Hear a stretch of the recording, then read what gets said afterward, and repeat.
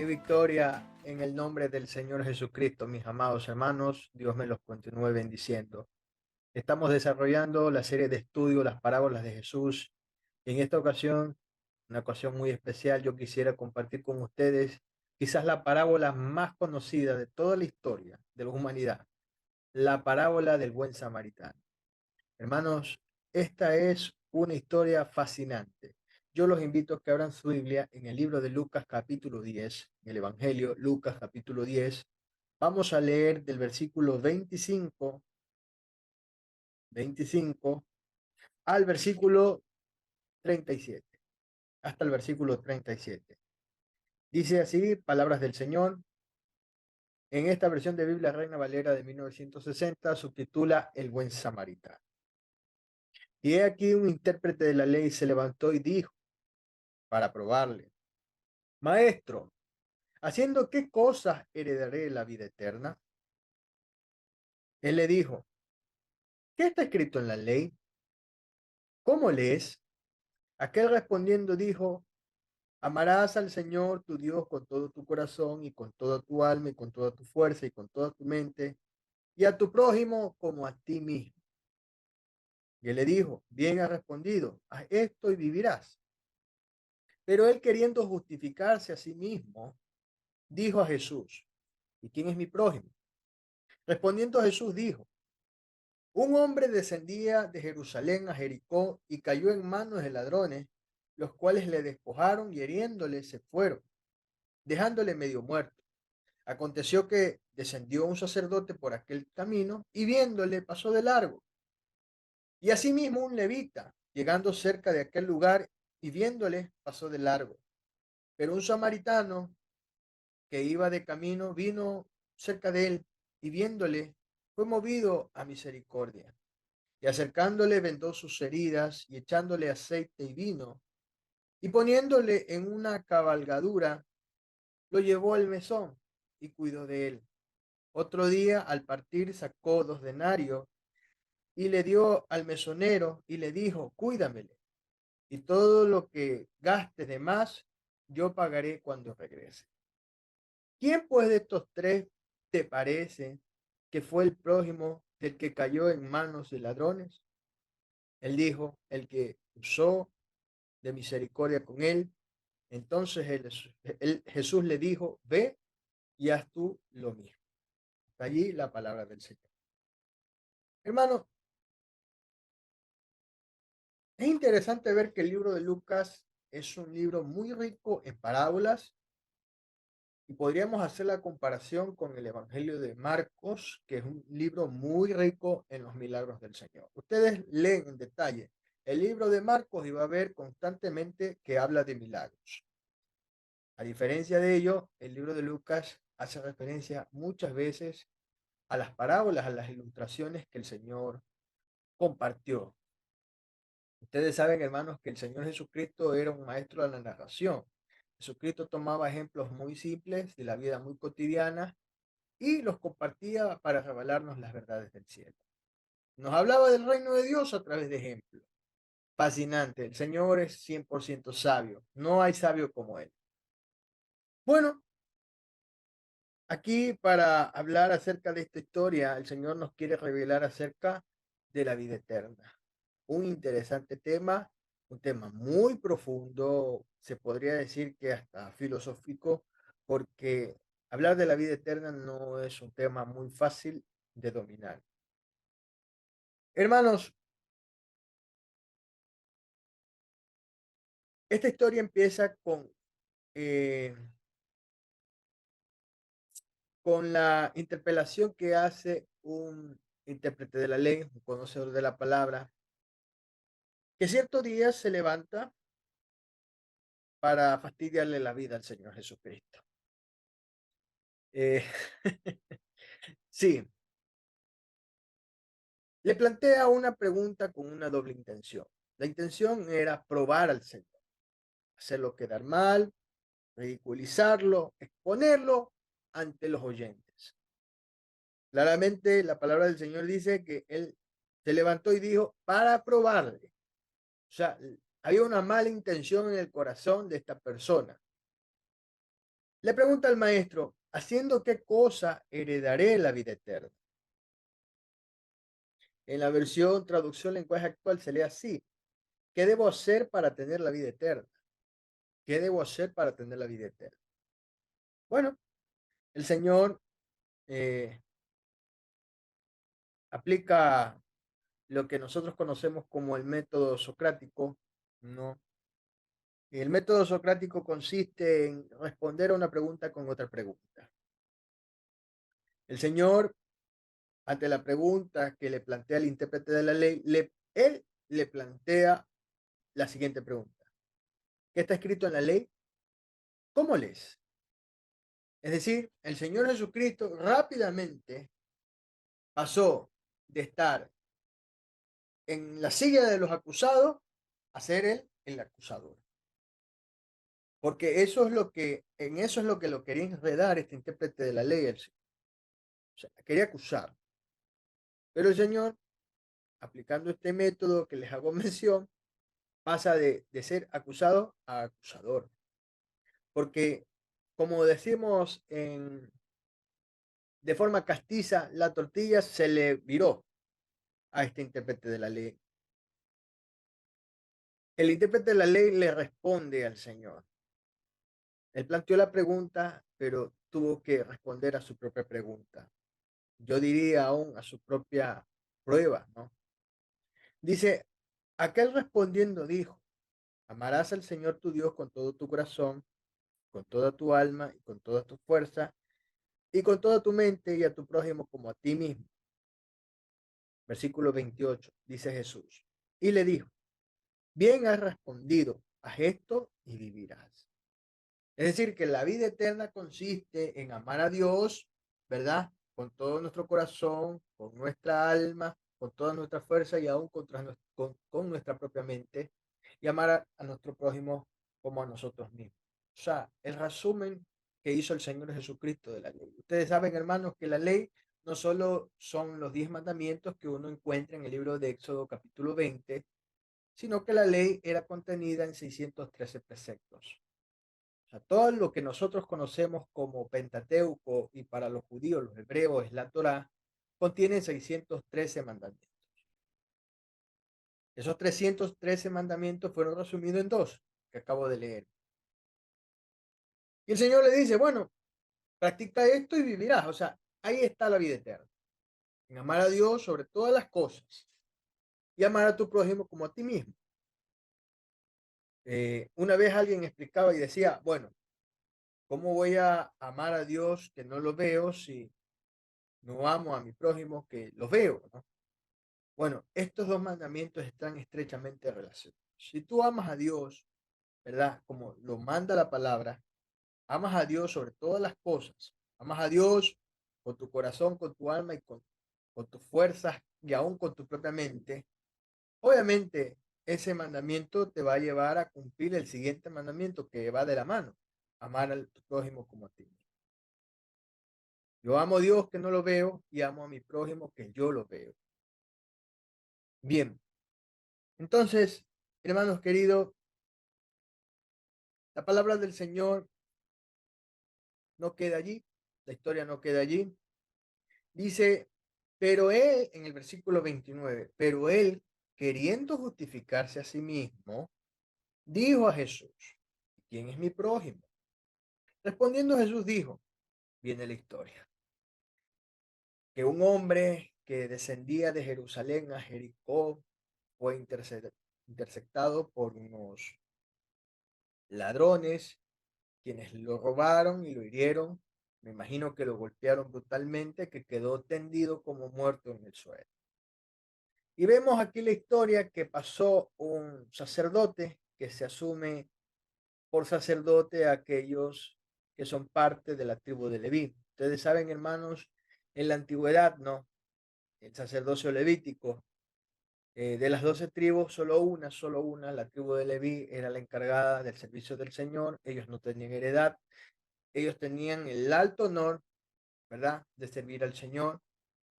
Ese era su ministerio, ellos tenían que ocuparse de servir al Señor, ellos no tenían heredad, ellos no se dedicaban a la agricultura ni a la ganadería como el resto de sus hermanos, el resto de tribus. Y bueno, de allí vienen los sacerdotes, no solo los sacerdotes, sino también los levitas. Tanto el sacerdote como el levita, viendo a este hombre herido, ¿verdad? Este hombre que había sido asaltado y brutalmente golpeado, tanto así que me imagino que debe haber estado inconsciente, tirado, herido, ¿verdad?, sobre el suelo, ellos pasan de largo. Bueno, y posteriormente pasa un samaritano, quien se acerca y se mueve en misericordia, es movido a misericordia, es movido a misericordia.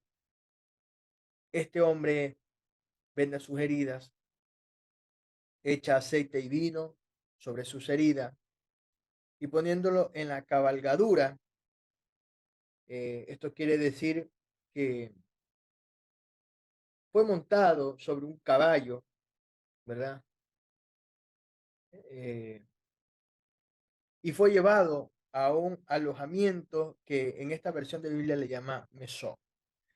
Se cree que el mesón, o sea, según los entendidos, el mesón era una especie de policlínica, una clínica, un hospital, ¿ya?, donde este hombre que estaba herido de muerte, que había sido asaltado, iba a ser restaurado, ¿no? Iba a ser rehabilitado. Y bueno, y cuidó de él. Al otro día sacó 2 denarios, ¿verdad? Pagó con estos 2 denarios al mesonero y le pidió que lo cuide. Y no solo que lo cuide, sino que si se va a incurrir en gastos adicionales, él estaba dispuesto a cubrir. Él iba a solventar todo eso. El Señor le plantea la siguiente pregunta para responder acerca de esto de quién es mi prójimo. Dice, ¿quién pues de estos tres le parece que fue el prójimo? Este intérprete de la ley, un judío, se asume que fue un judío, no dice directamente o no da por respuesta lo que es obvio, el samaritano, sino que dice el que usó de misericordia con él. Hermanos, todos sabemos que judíos y samaritanos no se llevaban entre sí. O sea, no había una buena relación entre judíos y samaritanos. Hay quienes creen que ellos discutían el tema de dónde debía adorarse a Dios. O sea, había un problema. O sea, ellos decían, no, es en el templo, y ellos decían, no, es acá, en esta colina. Otros creen que la enemistad entre judíos y samaritanos se debía a que los samaritanos, que eran oriundos de la ciudad de Samaria, no eran judíos 100% judíos. Era una mezcla entre judíos y gentiles. Entonces, por ser, por así decirlo, una raza híbrida, había esta enemistad. Pero hermanos, aquí hay mucho cabo que desatar. Dice la historia que este hombre, intérprete de la ley, quiso justificarse a sí mismo. Porque el Señor le saca a relucir lo que era obvio. O sea, hay que cumplir los 2 mandamientos supremos. Amar a Dios sobre todas las cosas y amar a tu prójimo como a ti. Ahí está la vida eterna. Perfecto. O sea, yo creo que una persona inteligente, una persona que use la lógica, entiende de que hay que cumplir esos 2 grandes mandamientos para hallar la vida eterna. Se acabó. Pero ¿qué pasa? Que él quiso justificarse. Él quiso saber quién era su prójimo. Sin duda alguna, él no estaba aplicando estos 2 grandes mandamientos.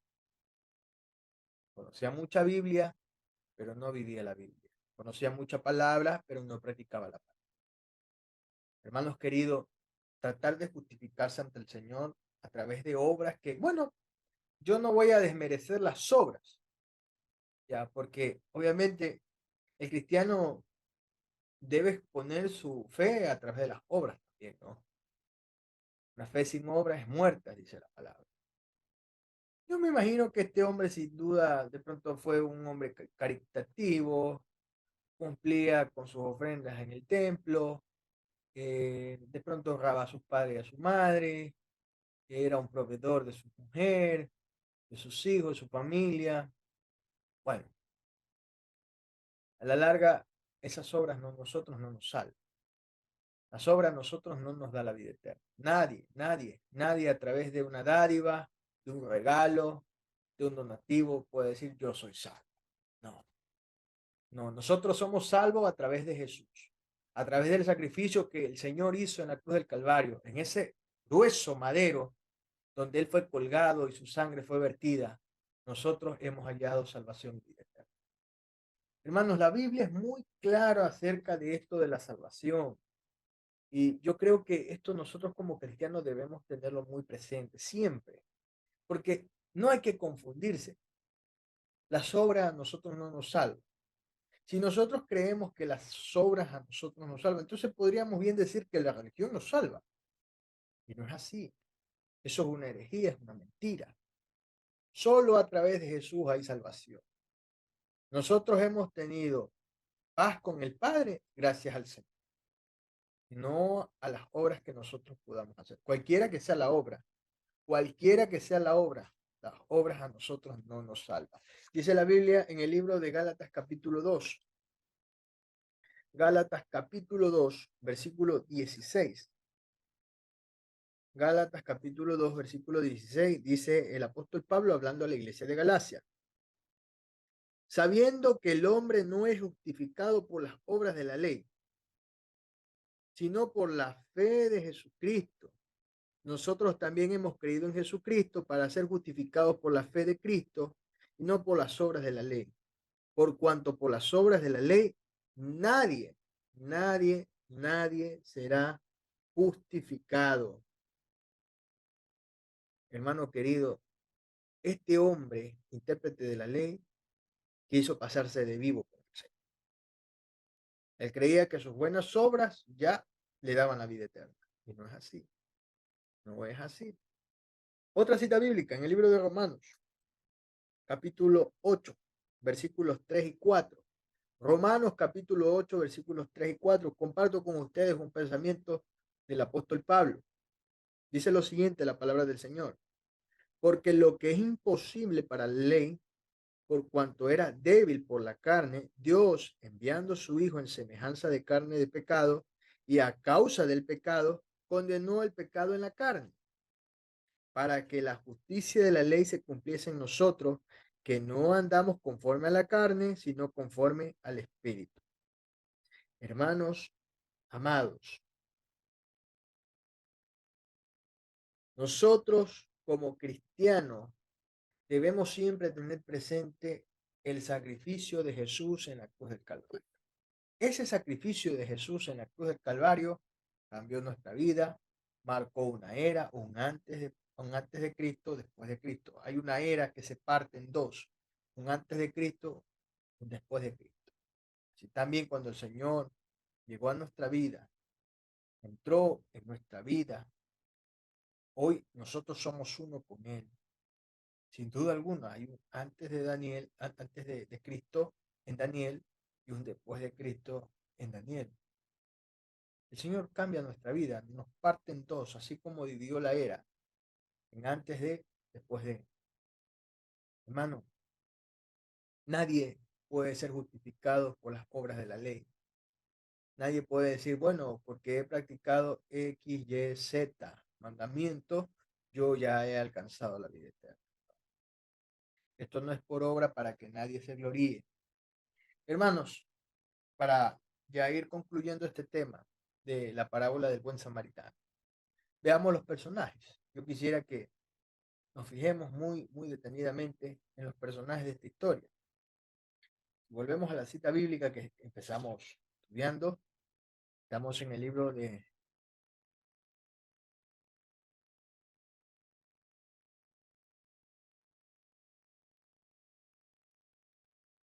Lucas, por favor me acompañen al libro de Lucas,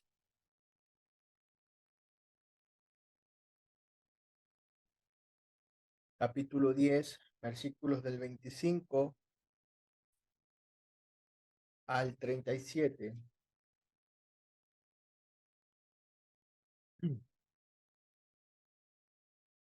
Analicemos, hermanos, los personajes de la historia del buen samaritano. Obviamente, este hombre que fue asaltado, fue maltratado violentamente al tal punto que estuvo a punto de morir. Estos ladrones, ¿a quienes representan, no? Representan a aquellas personas que toman lo que no les pertenece. El enemigo, hermano, constantemente va a tratar de robarnos bendiciones. El enemigo va a tratar de robarle eh, como un lobo feroz las ovejas que pertenecen al rebaño de conductor. Los ladrones representan al enemigo. Número 2. El sacerdote y levita representan a todos aquellos cristianos que son egoístas, a los religiosos de nuestros días, a las personas que solo ven lo suyo propio. No sienten empatía por nadie, no son solidarios, no son generosos. Hermanos queridos, lamentablemente en nuestras filas también hay personas que piensan de esa forma y actúan de esa forma. Dios, hermano, reconoce en aquel buen samaritano que se haya movido en misericordia. La Biblia dice que Dios quiere misericordia y ya no sacrificio, movido a misericordia. Esto me recuerda cuando el Señor Jesucristo vio la multitud y dijo, tuvo compasión de ellas.